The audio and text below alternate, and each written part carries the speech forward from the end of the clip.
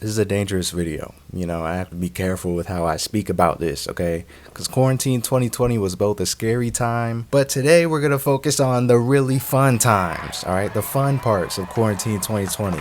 The good sides of it were it had the lowest of lows and the highest of highs. Let's put it that way. For once, most people were unified. Everybody could relate to something. Even the rich people could relate to this one thing, and that was the virus going around. Even the non-believers, like, it all affected everyone's lives in some way, whether it was their money or their situation, whatever. It's kind of beautiful. It was beautiful chaos is what I like to describe it as. So we're gonna break down some of the highlights and just some of the memories, man, because it was kind of lit. What? I mean, it was a bad time, and we should never ever go back to that. But I'm telling you, there's some positives.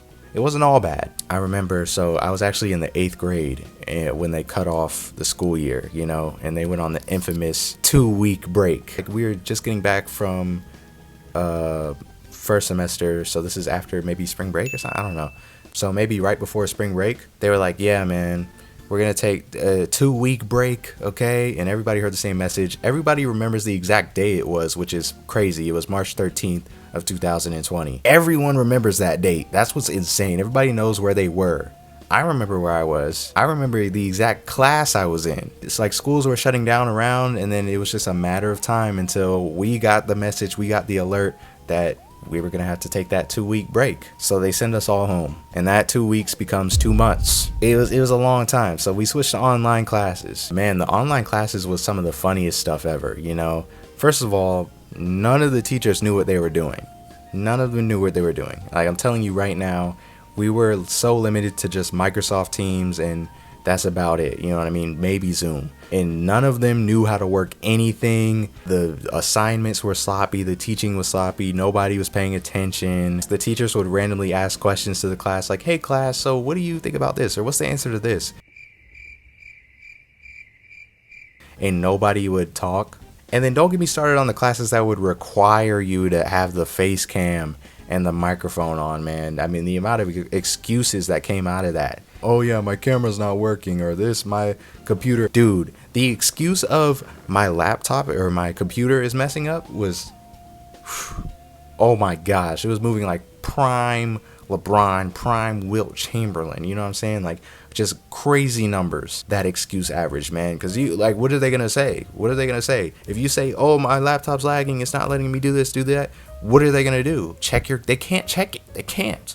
You could just lie. You could just say, yeah, man, oh, my computer died. Pfft, that's strange. Now, I didn't cheat personally, but I heard through the grapevine that it was very, very easy to cheat on these assignments because you have Google right in front of you, and the teachers didn't know how to work everything yet to monitor your screens. I didn't do it, but I'm just telling you right now, some people did that. That's just what I heard, you know what I mean? Some people did that, you know. Of course, I'm a completely honest student, and I completely followed the honor code, and we're square, we're good. So that was a fun time to be alive, man. Like, being in class and playing Fortnite at the same time, it was good stuff. That summer break was probably, I mean, looking back, it was probably one of the most entertaining summers I've ever had. And yeah, we were locked inside, but so was the entire world. So all of your friends, all online. If we're talking about the video game, everyone was online. Nobody was offline. Nobody, like, I need you guys to understand that quarantine low-key brought back gaming full force. Fortnite, NBA 2K, Warzone, literally every Fall Guys, even, like, every game was Among Us. Every game was popping. Oh my days. Everyone was online all day. People used to get online all day. We used to play these games all day and be happy about it. Not, oh, I gotta play games with my friend. No, it was amazing. It was special to see everyone online at the same time in the same party chat. It was a beautiful sight. It really was. And don't get me started on TikTok, man. TikTok was just, oh my gosh, it was wonderful. Not only were all the top TikTokers in their prime, talking about the hype houses of the world, the Charlies, the Addisons, all of them, they were at their peak, so that was entertaining. And then also just in general, man, the content was so good, and I feel like it's so different now. You know, I feel like TikTok is very negative now in 2025. But I feel like back then, 2020, we were all just kind of unified. We were doing duets with each other, stitches with each other, trends with each other. And it was just so fun. It was so fun. I don't even think TikTok, like, come on. It was so fun. 2020 TikTok, especially quarantine, bored in the house, any of those, like the whipped coffee, you know what I mean? That when people would, dude, when people used to freeze like the corn syrup in the bottles and like squeeze it out, and then it'd be like kind of like almost like a like a taffy kind of texture, dude. There was so many trends, and all of them were fire. Peak TikTok. TikTok hasn't even reached this prime, not even a little bit since then. All the celebrities were looking like lost. Just, I mean, they didn't know what they were lost. We could tell, you know.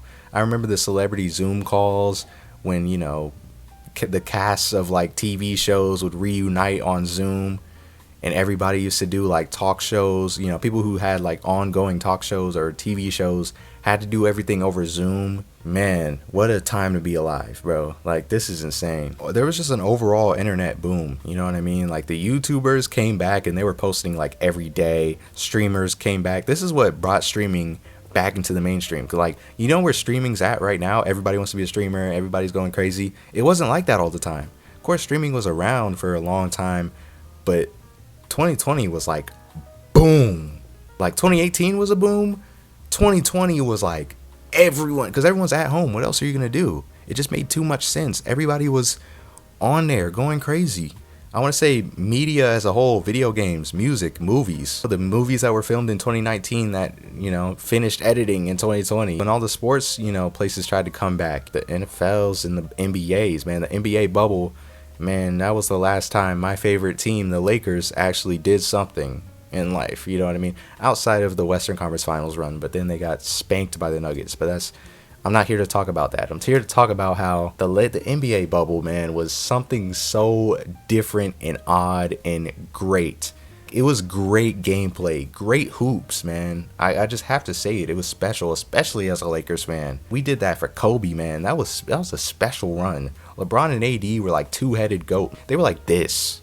What happened, man? Sometimes I miss Anthony Davis because we just don't have a center anymore. So basically, overall, it was a very bittersweet time. Obviously, you know, people lost lives. People couldn't see their family. People lost money.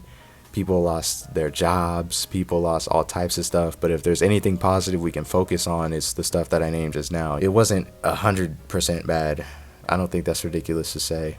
So then 2021, the following year happened, and it was like slowly integrated. Like, they were trying to slowly put us back into normalcy, but, you know, we had to wear the masks and all that. Hesitant, like, are we back? I don't think so, but we're just gonna ease in and kind of be safe. And then 2022 was like ramped up. We were ramping up over time. 2022 was much more normal, and especially by the time summer 2022 came around, it was like basically normal. You know, still a little bit off, but just basically normal. And 2023 to today, back 110%, not a worry in our minds, not a thought of that in our minds. Like, we are, like, from 2023 to today, it's normal, isn't it?